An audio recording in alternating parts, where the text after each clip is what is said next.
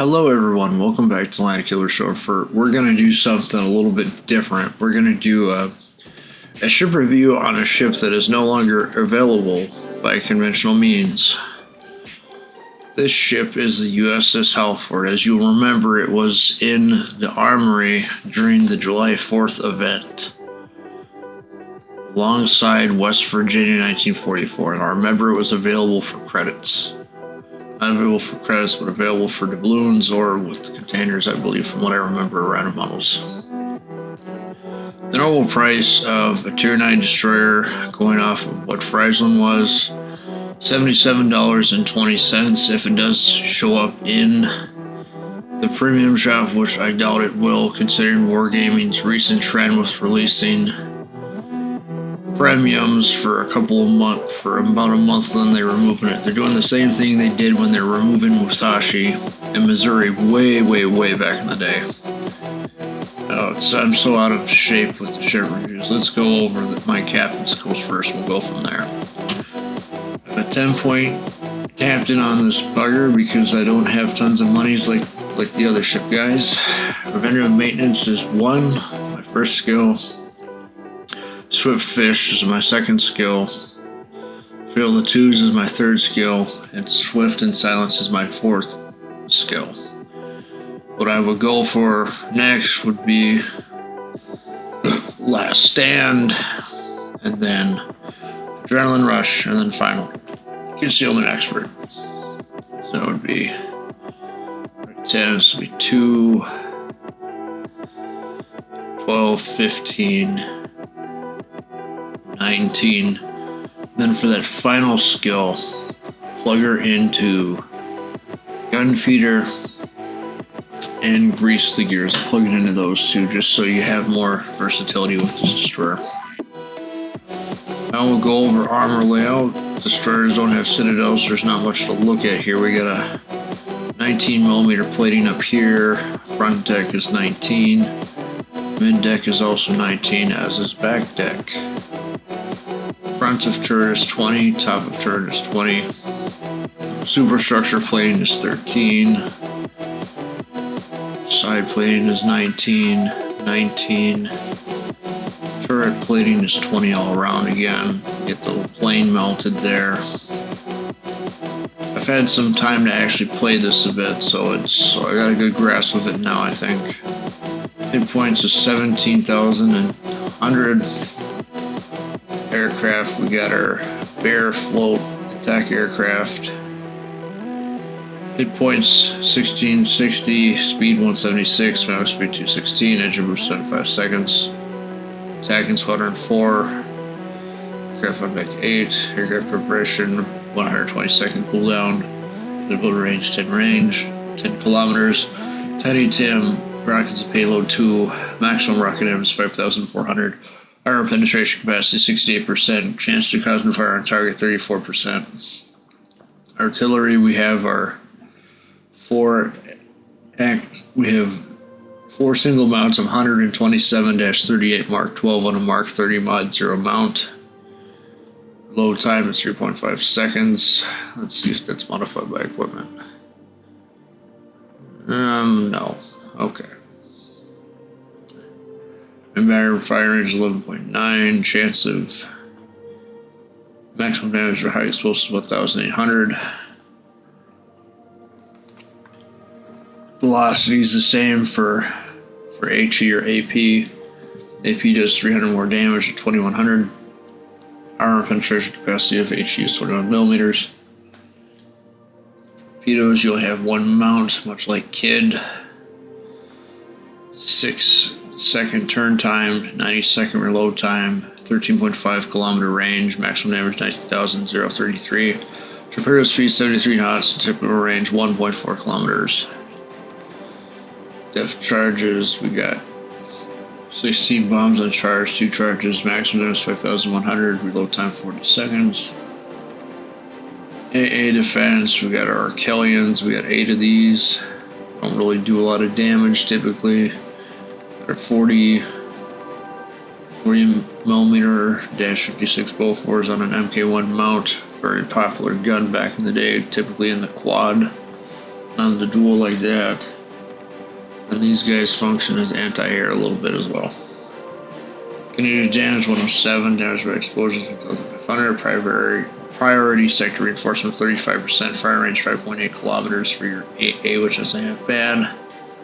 Maximum speed 39.9 knots. Rudder shift time will be altered. Let's see.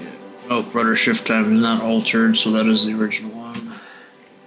2.4 seconds. Do I have it altered here? Nope, 2.4 seconds.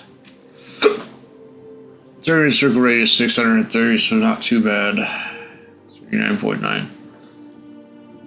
Sealment. Now this is the one that would be affected. Let's see here. Do I have concealment equipment on this guy? Nope, I do not. Detectability where I see 7.5 kilometers. Detectability by depth 0.04. That's by submarine. Detectability by air 3.4. Assured detectability 2.0. Okay, let's look at our equipment real quick. I'll kind of go over consumables real quick. So we have our damage control party. We have an option between engine boost or defensive AA fire. We got smoke generator. What I chose was magazine mod 1 because I didn't want the ship detonating because I know it's focused. It's going to be focused when I'm out there in battle. I chose engine boost modification 1 because I want to have a longer engine boost. It's typically one of my favorites when I'm mounting things on destroyers. Torpedo 2's mod 1 so those torpedoes can hit harder. Don't really give it any special equipment. Aircraft. Oh, they do air groups modification 3.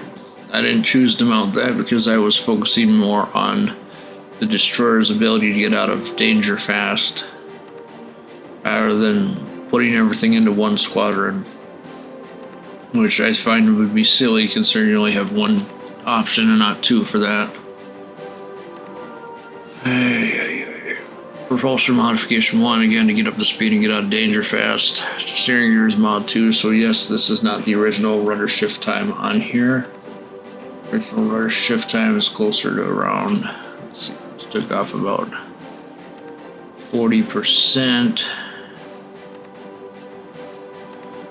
Probably closer to around 4 seconds to the original rudder shift time.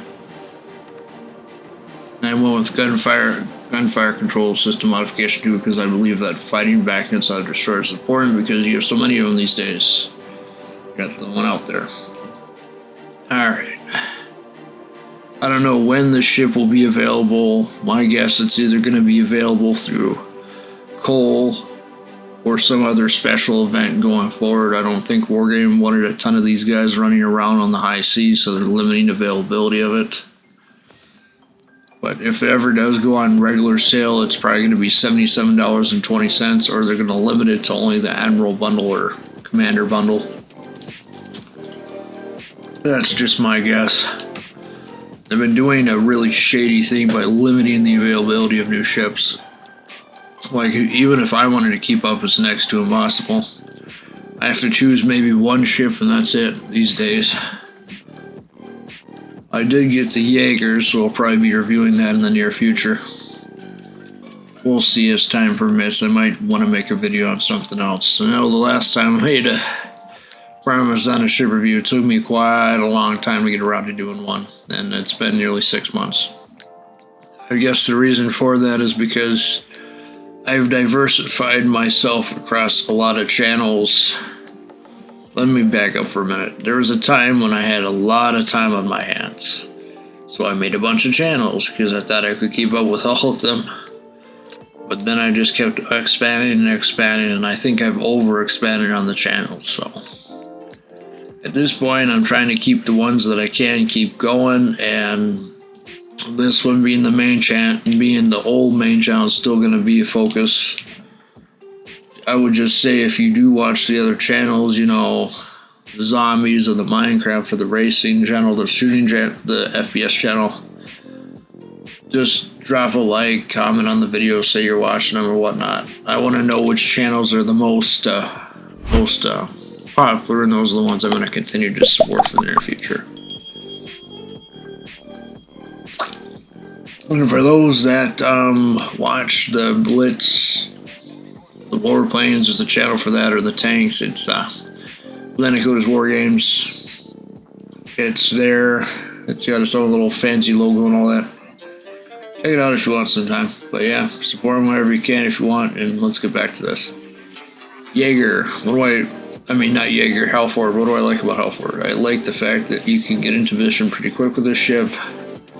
The guns turn somewhat fast. Not too bad. What I find it struggles with is one-on-one fights against other destroyers. So you have to pretty much leave the vicinity pretty fast here.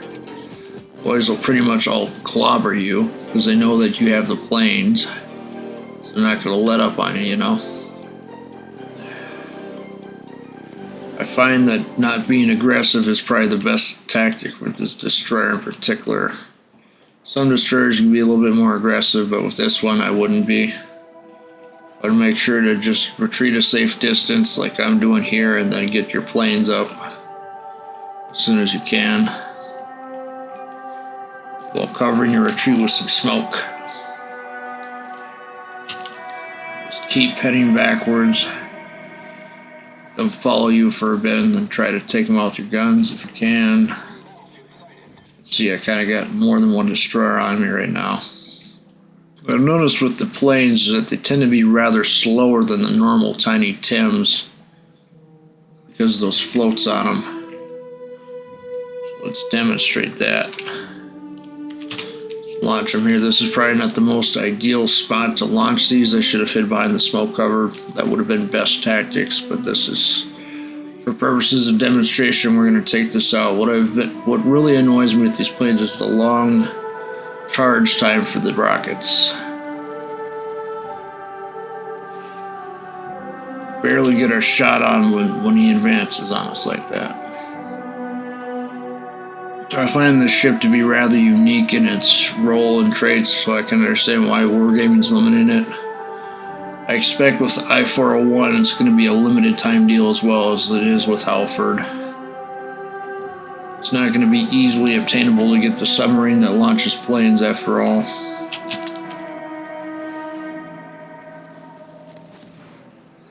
Do I find Sea Lord Mabon's conclusion on the ship pretty much accurate? Yeah, pretty much. I know he always beats me at the punch with ship reviews, but that's alright. He has more time on his hands than me. I don't mind if he gets out ahead on me. I was checking the trends of the different YouTubers that do ships, and a lot of them are showing negative trends for the watch time and subscribers. Mountbatten, Mighty Jingles, and what was the other one? Lord Zath. Those are the only three I saw with positive trends. Otherwise, everybody else is going on the downtrend with the watch time and the views and the subscribers. So whatever Mountbatten's doing, he's doing it right.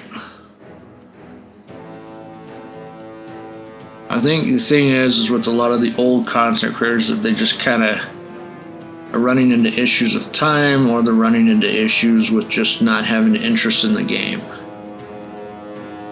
For me, it's kind of a mixture of both. I try to dedicate a couple of days out of the week to getting on here, but I've just been plagued by time issues again and again.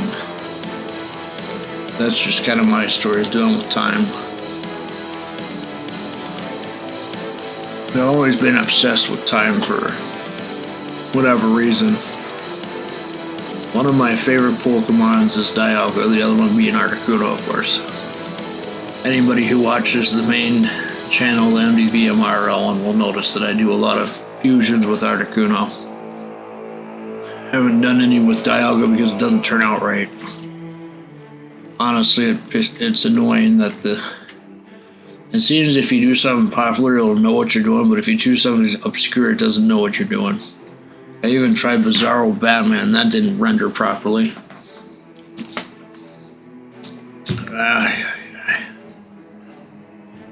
It can do the main stuff fine, but the one-off characters not so much.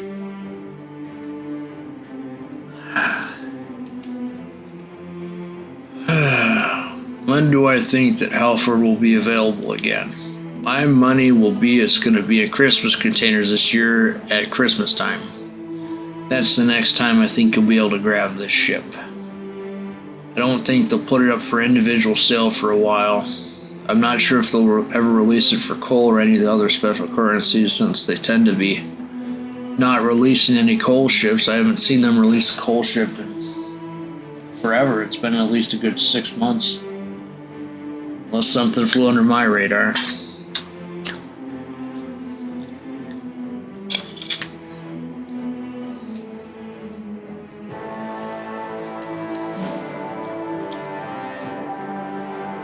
Gotta keep my energy up somehow. This is the third or fourth video, I think. But yeah.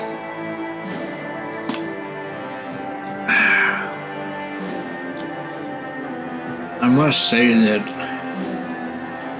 I do really try. And I think the problem is just time. I'm just trying to get stuff done. Like, I want to get a FNAF security breach video done, but haven't had time to go record one. So let's get back in. This is a good way to test out Halford a bit, I think, because this is that mode with the, I think this is called arms race mode, if I'm correct. Trying to rush to get all the little buffs or whatever. Again, like I said before, you don't want to get aggressive with this ship because you'll be taken out pretty quick. Won't have the highest health pool compared to other destroyers. Honestly.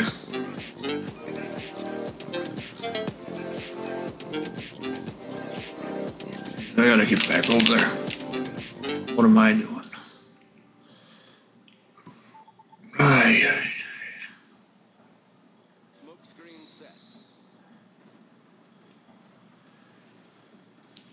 Yeah, it's kind of being funny with that.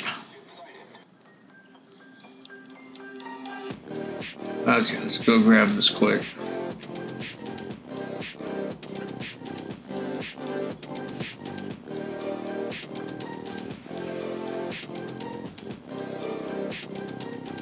Oh yeah, it's smarter than what I took it for.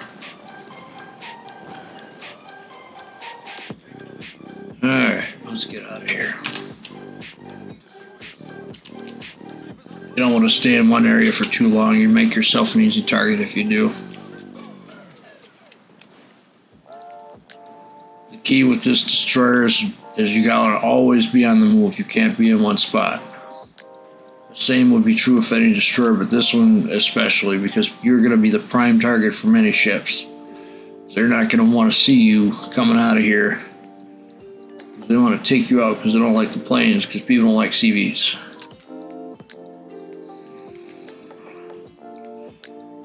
You gotta make sure you get a good distance away and not send a smoke cloud like that dumb AI did. Don't send in smoke clouds. Case in point, keep your ship moving, then take off with your craft. As long as you're in a retreating position, you should be fine. Lay down smoke cover if you can, and try to launch the airstrike as soon as you can. Go as fast as possible to the nearest target. Don't hover in your planes for too long, as you'll be taken out quick if you do. Line up your attack just like this. Just get the front of the ship, then continue backwards and don't stop. Biggest mistake you can make in the ship is sitting in one spot. It's the last thing you want to do with this ship. You want to keep it on the move. It's a mobile. Treat it as a light carrier, because that's basically what you're playing as, is a light carrier. You gotta always keep it on the move. Treat it like a side pan. Keep it always on the move. Do not sit in one spot. You're not a battleship. You don't have the armor to do that.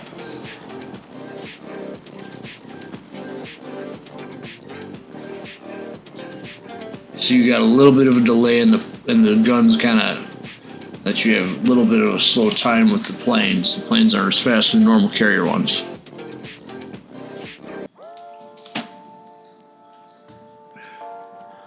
You'd be a dum-dum if you just sit behind an island and launch planes, is what I'm telling you, basically. Like I said, stay on the move with this guy and you'll be fine. I suspect it'll either be auction or Christmas containers if this appears again. But I would estimate $77.20 if it ever shows up a premium shop, if not slightly more than that. We'll have to see what happens, but I hope you all enjoyed this quick little ship review, and I hope you all have a great day. Thank you so much for watching the Landedkiller Show, and I'll see you next time on the high seas.